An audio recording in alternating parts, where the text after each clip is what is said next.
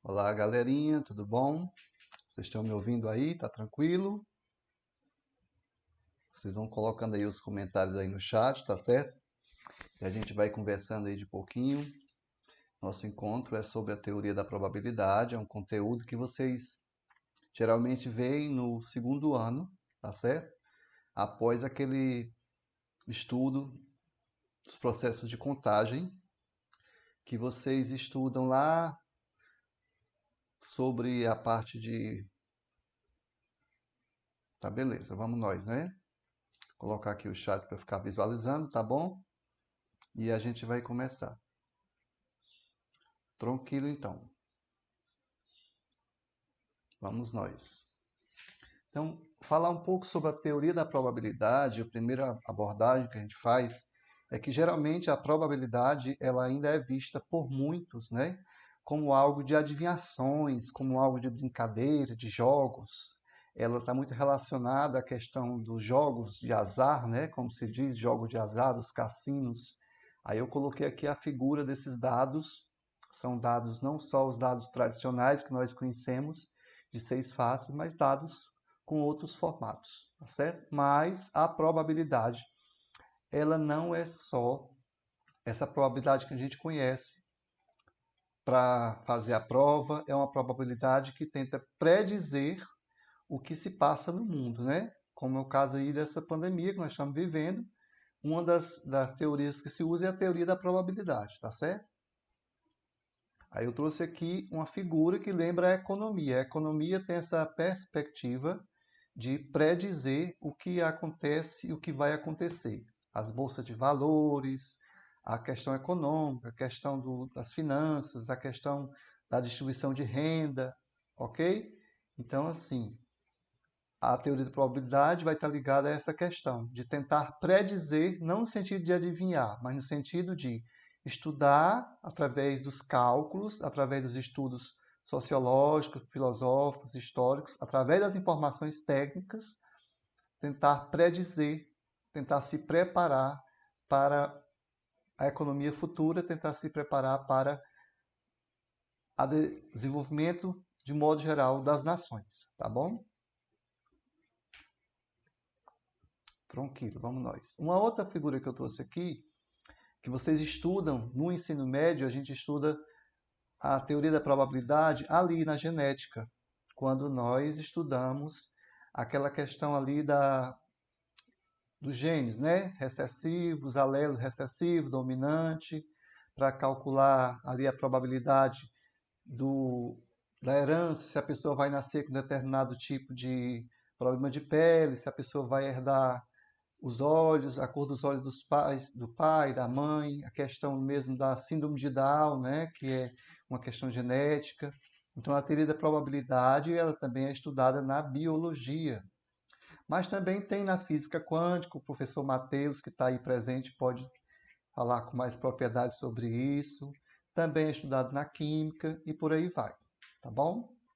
O que são probabilidades propriamente dito, né? O que são probabilidades? A própria palavra probabilidade a gente usa muitas vezes de forma no dia a dia, confundindo probabilidade com provável, certo? O que é provável, o que é possível, nem sempre é uma probabilidade.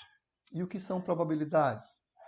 Tem dois tipos de experimentos que nós podemos fazer: os experimentos aleatórios e experimentos determinísticos. Os experimentos aleatórios são aqueles que nós não temos como prever, né? Não de modo geral. Quando a partida não sabemos o resultado, ali tem um exemplo: lançamento de uma moeda, pode ser cara ou coroa. Aí tem a loto, né? Que ele colocou ali a loto, a extração de uma carta, de um baralho. São, digamos assim, são eventos mais ligados à questão da sorte, das possibilidades de acontecer. E os eventos determinísticos são aqueles que a gente já sabe o resultado, né? Furar um balão que está cheio. Ora, é óbvio. Se você... Tá certo, Jennifer. Eu mando o slide para vocês depois, tá bom? Dá certo também. Então, quando a partida de resultado já tem o resultado previsto, já sabe o que vai acontecer, aí você não chama isso, né? um experimento determinístico, tá certo? Furar um balão que está cheio, obviamente que ele vai estourar ou vai secar, né? Deixar um prego cair no copo d'água, a tendência desse prego é ele afundar, tá certo? Então, isso aí já é um evento, um experimento determinístico. Uma probabilidade é uma forma de medir as hipóteses que um dado acontecimento tem de acontecer. As probabilidades interessam pelos experimentos aleatórios, tá certo? Então, experimentos aleatórios são aqueles que a gente não tem a certeza do que vai acontecer. Então, quando eu jogo a moeda, é cara ou coroa. Quando eu jogo um dado de 6 faces, eu não tenho como adivinhar, né, qual é a face que vai cair, ok?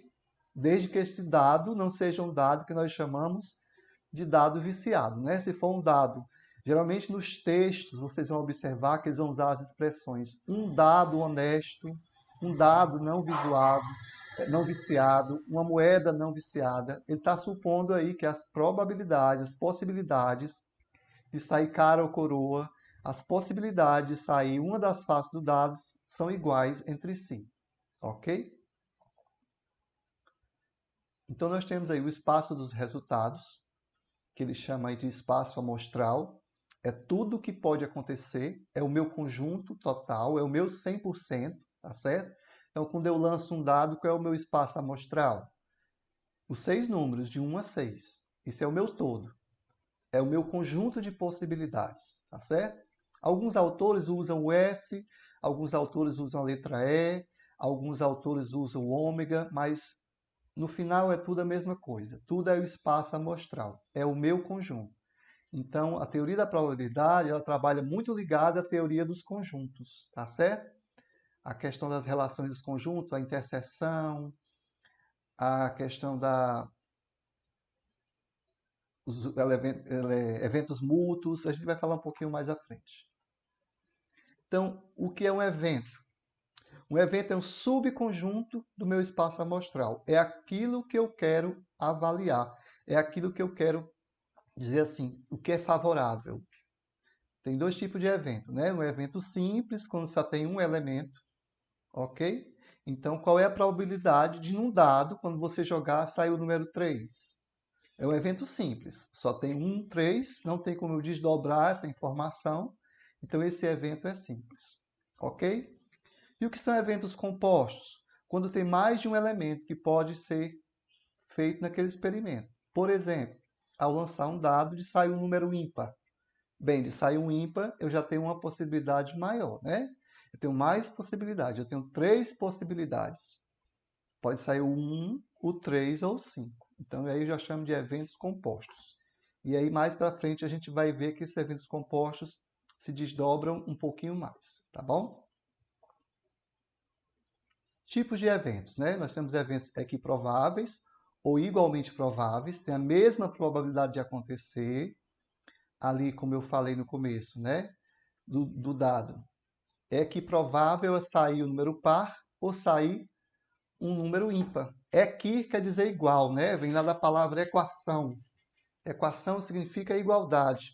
Então, tanto quando eu jogo um dado, pode sair, tem 3 números pares e tem 3 números ímpares. Então, é equiprovável. São a probabilidade meio a meio, tá certo? E eventos certos. O que são eventos certos? Quando você lança um dado e você diz assim, quando eu lanço um dado de 6 faces, que tem os números 1 a 6, qual é a probabilidade de sair um 7? Não tem como, né? Ok? Ali no impossível. Eu já pulei o passo para o impossível. Ali no certo é quando eu digo assim, eu quero um número menor que 7. Quando eu lançar um dado, qual é a probabilidade de sair um número menor que 7? É certeza sair um número menor que 7. Certo? Então é um evento certo. 1 a 6. E o impossível, ele verifica ali quando não tem possibilidade de acontecer. Tá certo? Você lança um dado, qual é a probabilidade, um dado de 6 faces. É bom sempre lembrar que nem todos os dados são de 6 faces, tá certo?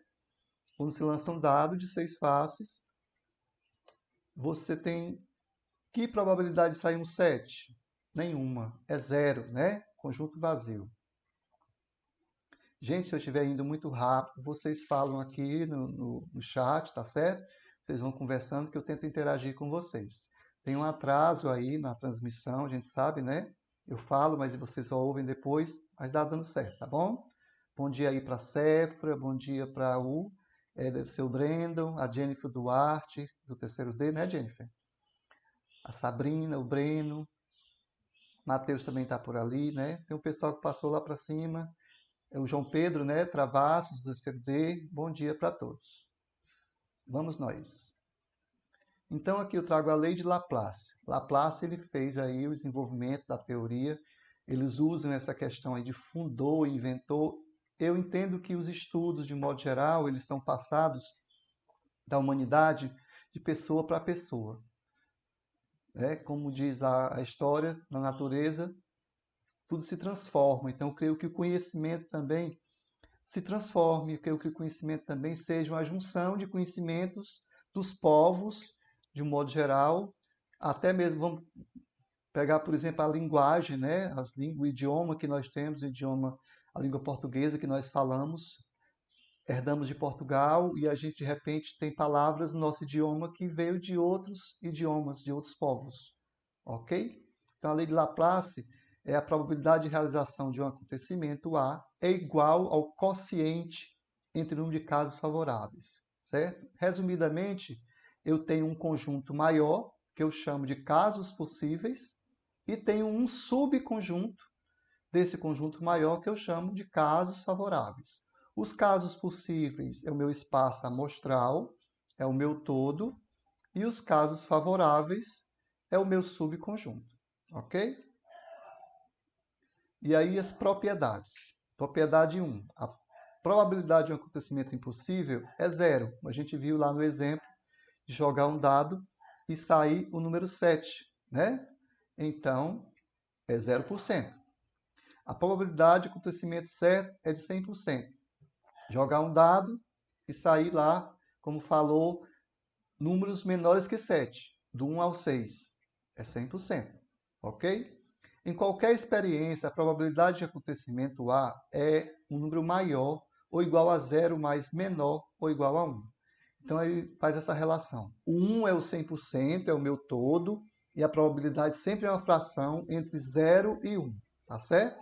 Ela pode ser expressa através de fração, entre 0 e 1, números decimais, porcentagem, ou a fração mesmo, como a gente tem costume de ler lá, a divisão, numerador e denominador, tá certo? Propriedade 4.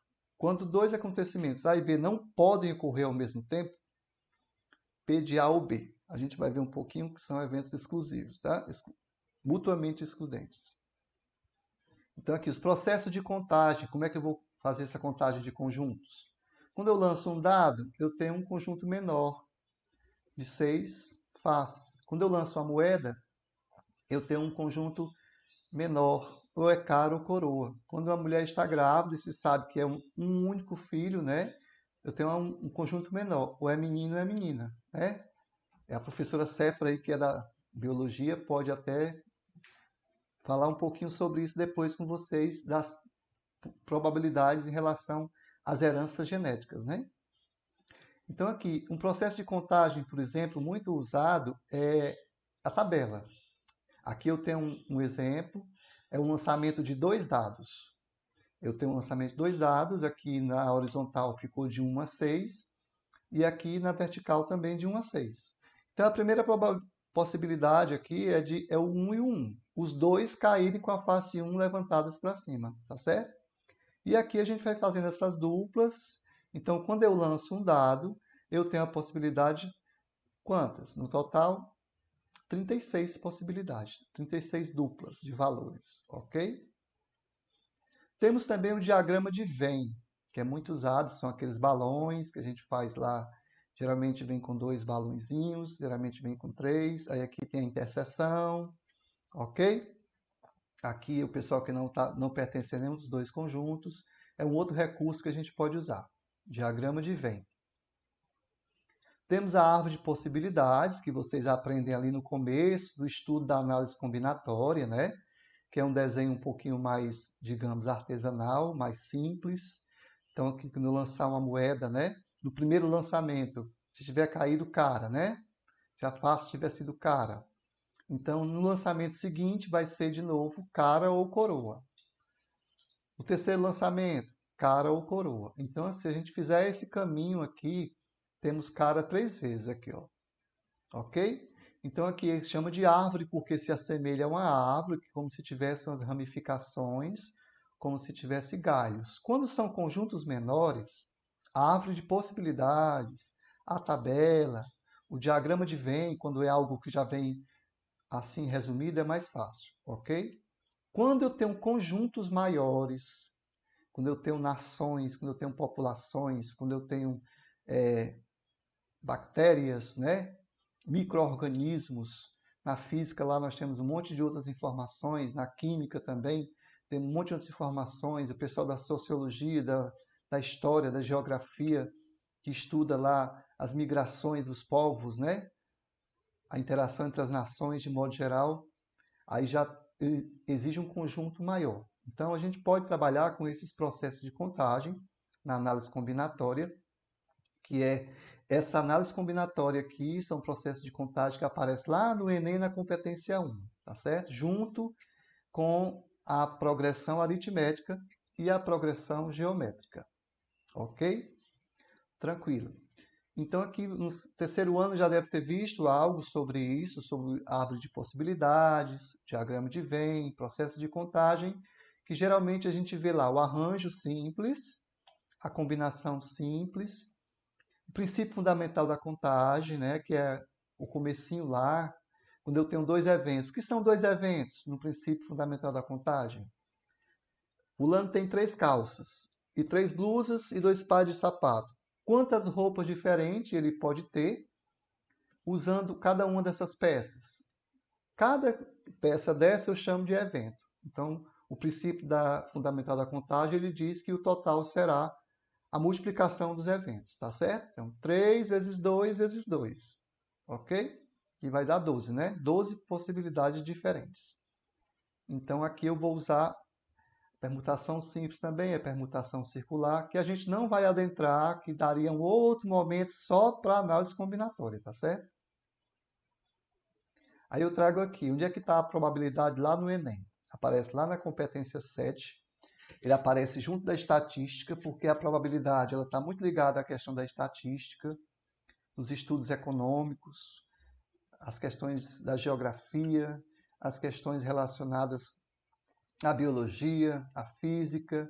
Então, estuda muito essa parte da estatística, junto com aquela parte que vocês estudam, as medidas de tendência central e as medidas de dispersão, né? Lembrando quais são as medidas de tendência central que vocês estudam lá na competência 7, média, moda, né? E a mediana. Então, aí as medidas de dispersão, nós temos lá o desvio médio, o desvio padrão, a variância, que geralmente vem em tabelas, e aí vocês estudam um pouquinho isso aí.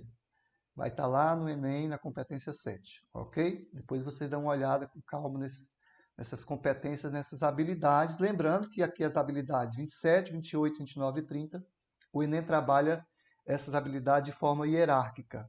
O 27 traz algo mais simples, mais uma compreensão, uma interpretação textual. O 28 já traz a resolução de problemas, já exige cálculo, já exige um pouco mais de conhecimento.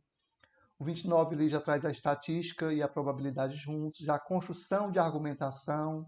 O 30 já traz a intervenção. É interessante essa percepção do Enem, quando ele traz argumentação e intervenção na matemática. Ele traz isso em todas as áreas, tá? De modo geral, não é só na redação. Então, quando eu estou resolvendo uma questão de matemática, estou apresentando os meus cálculos, comparando os valores entre si, eu estou fazendo uma argumentação. E quando eu coloco lá a resposta e indico que a resposta certa é aquela, por isso e por isso, que a forma correta de resolver aquela situação é com aquele valor, é com aquele resultado, então estou propondo uma intervenção através da matemática, que você pode se embasar e fazer uma redação nesse sentido. Tanto é que lá na redação você faz a interação entre as disciplinas, a interdisciplinaridade, ok? Tranquilo? Isso mesmo, Lídia, genética. É a Keuana ali? É. Bom dia para vocês também. Vamos nós. Aí temos aqui, no SPAES aparece lá no descritor 42, resolver situação, problema envolvendo o cálculo da probabilidade de um evento. No SAEB aparece lá no descritor 33, calcular a probabilidade de um evento. O que é que a gente percebe, gente?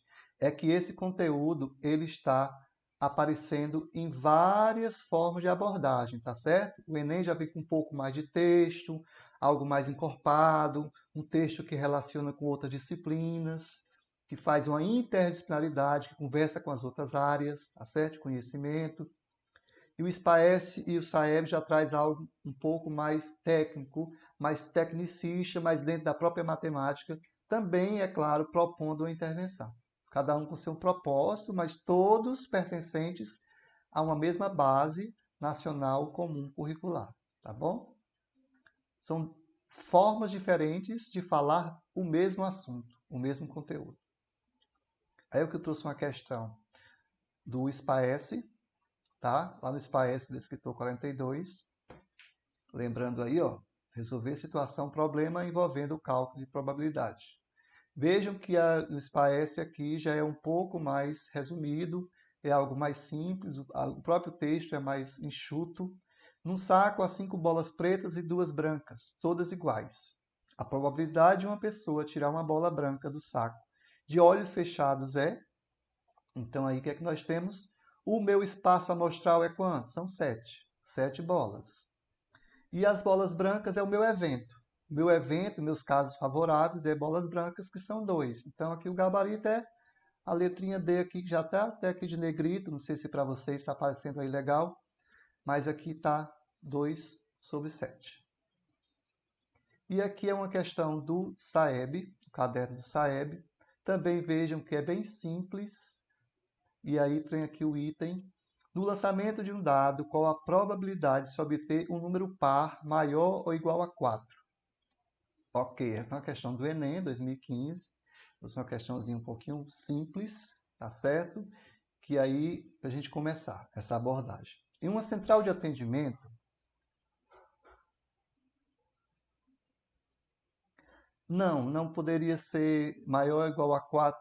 Sim, maior ou /4, igual a 4, sim. Mas veja que aqui ele pede o número, aqui, ó. Ah, sim, tá certo, entendi.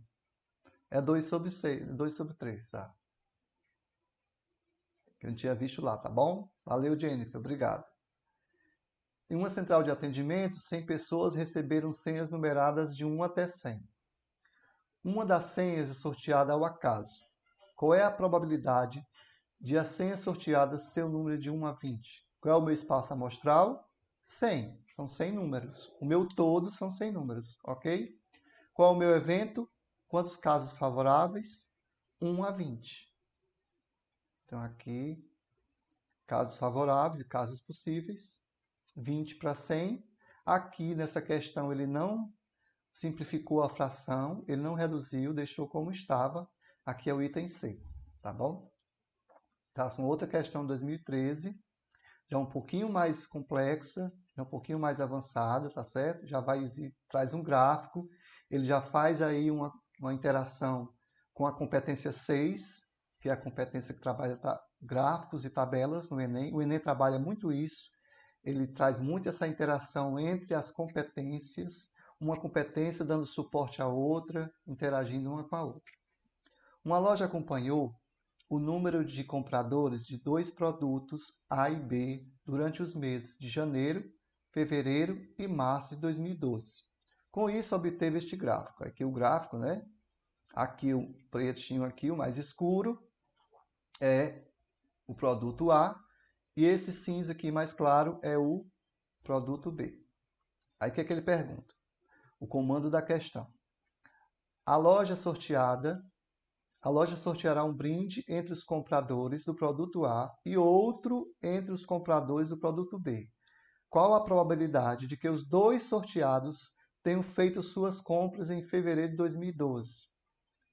Interessante aqui que ele vai trabalhar 2 eventos e fazer um cruzamento entre os 2 eventos. Muito parecido aí com aquela combinação que é feita lá na parte da hereditária, né? Lá da genética da biologia. Ok? Então vamos nós. que é que nós temos? Nós temos aqui o gráfico, ok? Vamos nos preocupar com o mês de fevereiro. Então, no mês de fevereiro, o produto A é 30. Aqui, esse preto, é o meu evento. O meu espaço amostral, o meu todo, ele vai sortear do todo. Então, vai sortear dentre os que estão em janeiro, fevereiro e março. E no produto A, janeiro, fevereiro e março, somando dá quanto? Dá 100, né? 10, 20 e 60 dá 100. A probabilidade do produto A ser de fevereiro, né, é 30 para 100. Ok? Ou 3/3. Aqui ele simplificou a fração. O produto B, certo? É em fevereiro, aqui ó, foi 20, é o meu caso, meus casos favoráveis e o meu evento. E o meu todo, dentro dos 3 meses, somando os 3 meses, nós temos o produto B quanto? 80, 20 dá 100, aqui mais esse outro 20 dá 120. Aqui, simplificando, ok? Fica 1/6. Agora é interessante observar, na probabilidade tem uma informação importantíssima. Ele está falando ali no texto, deixa eu voltar um pouquinho para mostrar para vocês. Ele fala aqui, ó, com compradores do produto A e outro, esse I aqui na probabilidade não é uma via de regra, não é algo obrigatório, mas geralmente esse I significa multiplicação, tá certo? Quando tem o ou, geralmente é soma, soma das probabilidades. Então aqui eu tenho as duas probabilidades. Ó, então assim, como ele falou ali, ele quer do mês de fevereiro do produto A e do produto B, o I, certo? Então, vou combinar aqui, fazer ali, tipo que nós fazemos o princípio fundamental da contagem. O primeiro evento, aqui a probabilidade do produto A de fevereiro. O segundo evento, probabilidade do produto B também em fevereiro. Então, vai ser 3/10 vezes 1/6. Multiplicação de frações. Numerador multiplica numerador e denominador multiplica denominador.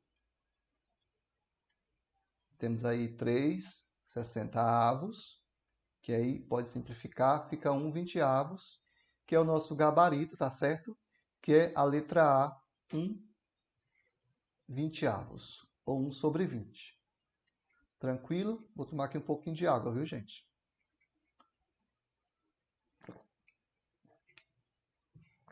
Hoje tá bom, que não tem muito barulho aqui na rua, mas geralmente tem muito barulho. É carro de entrega, é moto, pessoal do iFood. Vamos nós. Trago essa outra questão aqui do Enem 2016. Um adolescente vai a um parque de diversões, tendo prioritariamente o desejo de ir a um brinquedo que se encontra na área 4. A área 4 é aqui, esse balãozinho aqui. Dentre as áreas 1, 2, 3, 4 e 5, são esses quatro círculos aqui de cinza. O esquema ilustra o mapa do parque com a localização da entrada, das 5 áreas com os brinquedos disponíveis e dos possíveis caminhos para se chegar a cada área. O adolescente não tem conhecimento do mapa do parque e decide caminhar da entrada até a área 4. Ele está bem aqui na entrada e quer chegar onde? Aqui na área 4. Suponha que, relativamente a cada ramificação, as opções existentes de percurso pelos caminhos apresentem iguais probabilidades de escolha, que a caminhada foi feita escolhendo ao acaso os caminhos existentes e que, ao tomar um caminho que chegue a uma área distinta de 4, o adolescente necessariamente passa por ela ou retorna. Nessas condições, a probabilidade de ele chegar à área 4 sem passar por outras áreas e sem retornar, ok? Então vamos analisar. Ele vai chegar aqui nesse ponto, ele vai passar para cá. Aqui ele não vai pegar esse caminho, ele não quer que ele passe por outra área, certo? Então, ele não vai pegar esse caminho, não vai para cá e depois voltar, não vai para cá e depois voltar, ou vai direto assim. Ou ele vai fazer esse percurso direto aqui, ou ele vai fazer esse percurso direto por aqui, tá certo? Tranquilo? Vamos nós. Acontece que quando ele chega bem aqui, ó, na entrada, ele tem quantas possibilidades? Ele pode ir pelo caminho vermelho ou pelo caminho verde.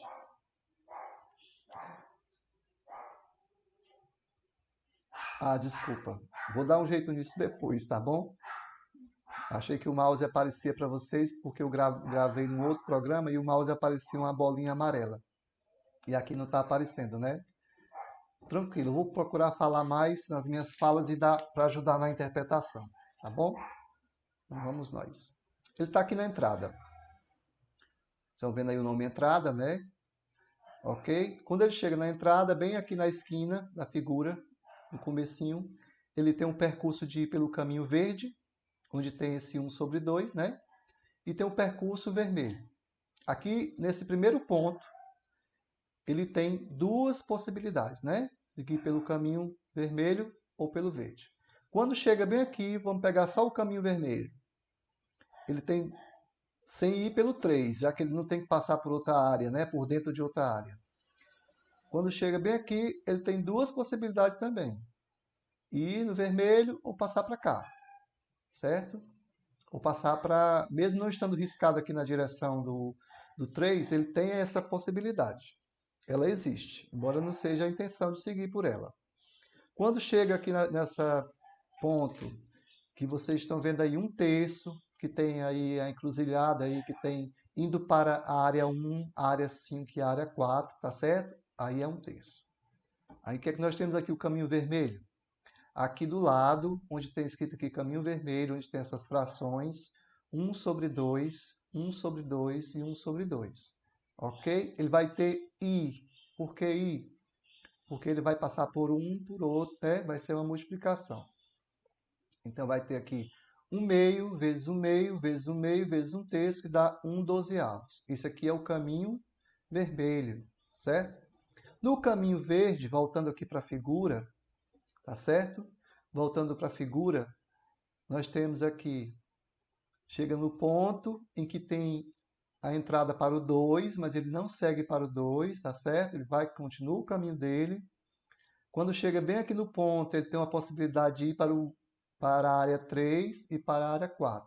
Então, percebam, na entrada, 1/2. Quando chega no ponto que encontra a entrada da área 2, 1/2. Quando chega no ponto que é a entrada da área 3, 1/2 novamente. Aqui do lado no slide, vocês têm aí caminho verde. Eu tenho a multiplicação das 3 probabilidades, tá certo? Vai dar 1/8.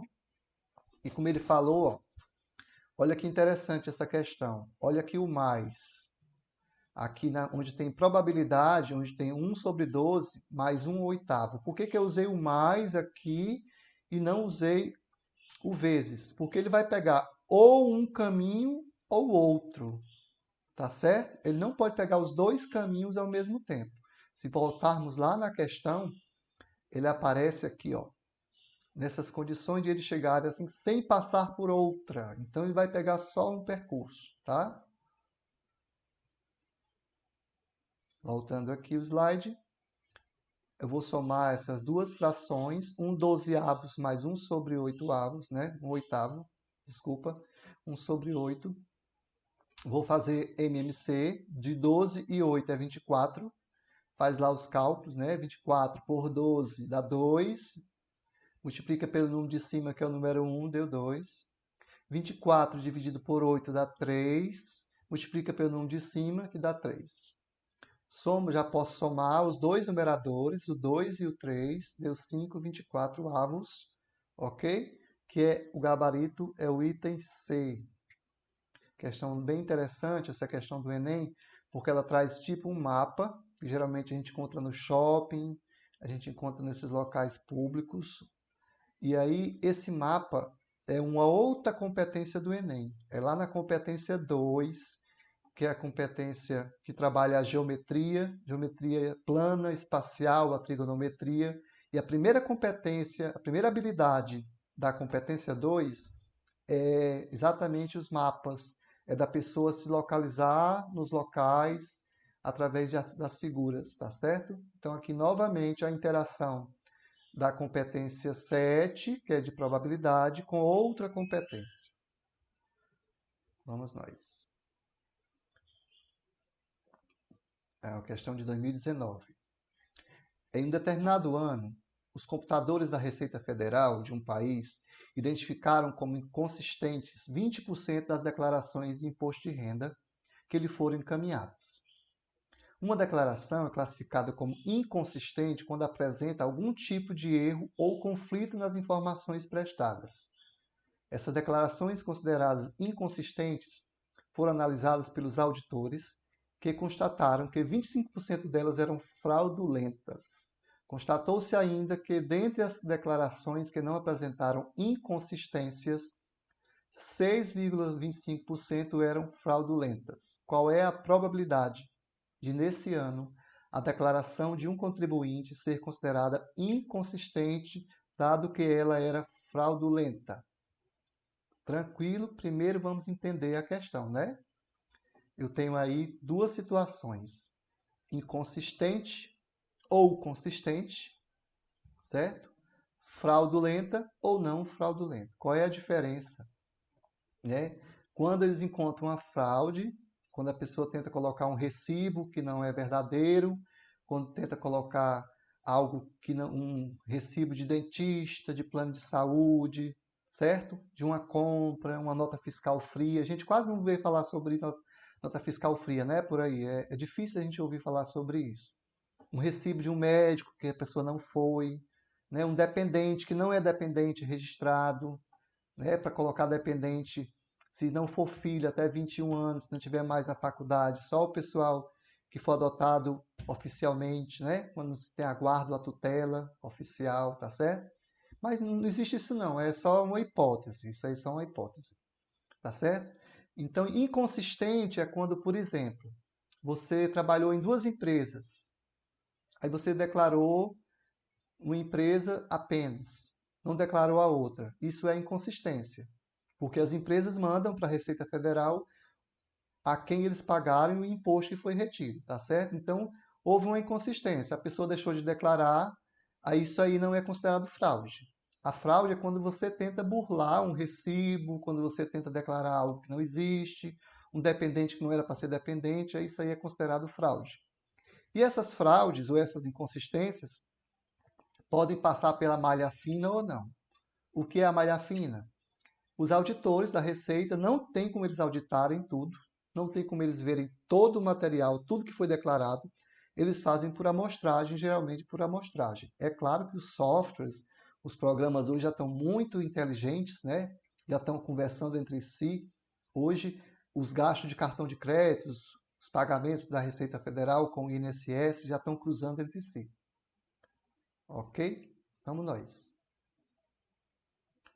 Então, o total das pessoas, né, que declararam é 100%. 80% são consistentes e 20% inconsistentes. Voltando aqui no texto, ele fala bem aqui, ó, 20% delas são inconsistentes. E ele fala que fraudulento, dentre esses 80% aqui, ele diz que 6,25% são fraudulentas.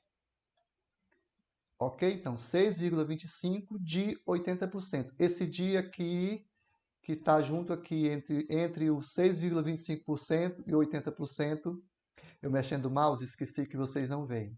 Depois eu vou consertar isso. Esse dia que está entre os 6,25% e 80% representa multiplicação. 3/4 de 100. 3/4 vezes 100. Ok? Esse di geralmente representa ali a multiplicação na matemática. Pegando lá essa preposição da língua portuguesa e aplicando nas operações matemáticas. Então, 6,25%. 6,25% quer dizer por 100, dividido por 100. vezes 80%, é porcentagem de porcentagem, ok? Nós temos aí 500 sobre 10.000, simplifica cortando esses dois zeros do 500 com os zeros aqui do 10.000. Ficou 5 sobre 100 ou 5%, ok? Então, 5%. Do total de pessoas, quando eu faço a porcentagem da porcentagem, eu tenho 5% fraudulentas dentre as declarações consistentes. Fraudulentas dentre as inconsistentes. Dessas 20%, ele fala que são 20% desse conjunto aqui, desse subconjunto. É um subconjunto de um subconjunto. Aqui fica naquela possibilidade do evento ser um evento composto, tá certo? Que é um evento que se desdobra em dois. Aqui eu tenho 25% de 20%, faz o cálculo, a multiplicação. Coincidentemente ou não, não sei qual a intenção deles, né? Deu aí 500 sobre 10.000 novamente. Fazendo a simplificação dá a mesma coisa, certo? Então eu tenho um subconjunto do todo, do meu todo. Eu tenho 10% desse todo, dentre esses 100 aqui, 10% delas, eu estou somando aqui os 5% da fraudulenta consistente com 5% da fraudulenta consistente, dá 10%. Desse total aqui, 10% com certeza, certo. Dá para a gente fazer aí uma aula legal depois, fazendo a biologia, eu, você, a Lídia, o Abner, a Jamires, fazer um balai de gato, nós tudinho. Então aqui, 5 mais 5 dá 10. Olha só. O conjunto total das fraudulentas, na verdade, é um subconjunto. É o 5 mais o 5. Certo? Meu espaço amostral, que eu estou procurando, é 10%. Ele pergunta lá na questão qual é a pergunta mesmo, vamos voltar lá para a gente ver. Qual a probabilidade de, nesse ano, a declaração de um contribuinte ser considerada inconsistente dentre as fraudulentas? Então, as fraudulentas são quantos? 10%. Certo? E dessas, quais são as inconsistentes?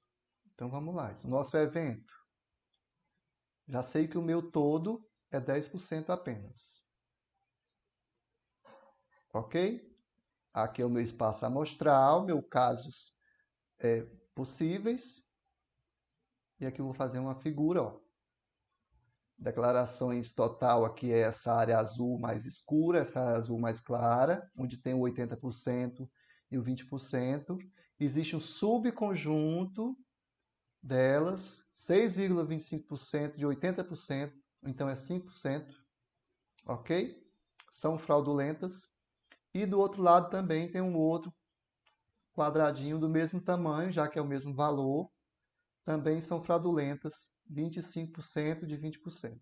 Ok? O meu todo, meu espaço amostral, do que eu quero, não vou trabalhar o 100% das declarações, apenas o conjunto que tem as fraudulentas. Então aqui é quanto? É 5% entre as inconsistentes. É essa parcela de 5% sobre o 10%, que é o meu todo, que dá quanto? 0,5 ou 50%. Aqui ele já colocou no formato de fração, tá bom? Ok, gente? Então, aí eu vou mandar para vocês, eu agradeço aí a presença de todos vocês. Eu procurei ser um pouco breve, porque geralmente as lives a gente se demora um pouquinho e aí fica, para não ficar cansativo, para não ficar algo repetitivo. Eu espero que tenha sido proveitoso para vocês. É a primeira vez que eu faço uma live assim pelo YouTube, não tinha feito ainda. Estou fazendo alguns testes, ainda precisa fazer alguns ajustes, né? Porque vocês vejam aí que o mouse, se não fosse aí a Jennifer me avisar, né, Jennifer? Obrigadão. Vou ver aqui como é que eu faço para ajeitar o mouse, para ficar uma bolinha amarela, né? Para vocês ficarem vendo o movimento do mouse. Também tem a possibilidade de a gente fazer aquele quadro que a gente faz o cálculo e vocês vão vendo o cálculo sendo feito. Também é muito bom, dá para a gente aprender melhor quando a gente vê o professor fazendo o cálculo, a multiplicação, a divisão, né? E aí, então, é isso. Para vocês, bons estudos, muitas saudades, tá certo? Abraços, tudo de bom. Vou mandar os slides para vocês, mandar para o diretor de turma, de todas as turmas. O segundo ano talvez não tenha visto ainda a probabilidade, eu acho que não. Estava previsto, né? O professor Abner tinha me passado já o guia de aprendizagem, mas eu não tinha visto, como teve um ajuste, muitos conteúdos foram reduzidos, foram de alguma forma adaptados para esse momento que a gente está vivendo, mas a gente não pode deixar de estudar, a gente quer estudar e quer dar continuidade, né? Porque o estudo é sempre essa percepção de estar continuando existindo, uma perspectiva de futuro, de transformação. Sou apaixonado pela educação, gosto muito da matemática e gosto muito de lidar com as pessoas, com os alunos, sem ser, digamos, muito sonhador, sem ser algo muito pé no chão, mas que a gente pode fazer muita coisa por nós e por quem está próximo, tá certo? Acho que tem que valer a pena para a gente, para vocês e para o pessoal que está em volta. Então, até mais, abraços, tudo de bom, fiquem com Deus, paz e bem. E obrigado a todos pela presença, pela participação, tá certo? Abraços. Obrigado aí a professora Cefra, professor Matheus, professora Lídia, que estiveram presentes. Obrigado a todos os alunos. Não vou citar nomes que eu vou acabar esquecendo, né? Mas eu sei que tem uma galerinha aí do terceiro D, do segundo D, tem uma galerinha de outras turmas aqui, tá bom? Valeu! Então, tchau. Abraços. Tudo